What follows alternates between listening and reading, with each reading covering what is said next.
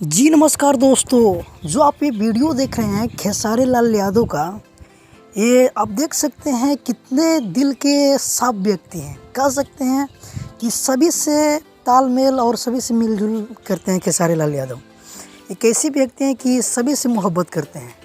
आप देख सकते हैं वीडियो में ये जो खेसारी लाल जिन लोगों के साथ है वो व्यक्ति गूंगे हैं, और देख सकते हैं गूंगे के बनाए हुआ बेड या किसी भी वस्तु है उसको खेसारी लाल यादव प्रमोट करने के काम कर रहे हैं और उसको शुभकामनाएं दे रहे हैं। खेसारी लाल यादव अपने सिग्नेचर किए हैं, देख सकते हैं बेड पे, और फ़ोटो साथ में खिंचा रहे हैं। तो एक तरह से प्रमोशन हो रहा है, तो वो व्यक्ति की बहुत ही हेल्प हो रहा है। तो आप लोग क्या कहना चाहते हैं खेसारी लाल यादव के बारे में, हमें ज़रूर बताएं कमेंट बॉक्स में। और अगर आप ही चाहते भोजपुरी का हर अपडेट सबसे पहले देखने के लिए तो हमारे चैनल को आप ज़रूर सब्सक्राइब कर लें, क्योंकि भोजपुरी का हर अपडेट सबसे पहले हमारे चैनल पे आता है। तो मिलते हैं किसी नए अपडेट के साथ बहुत जल्द। जब तक के लिए जय हिंद, जय भोजपुरी।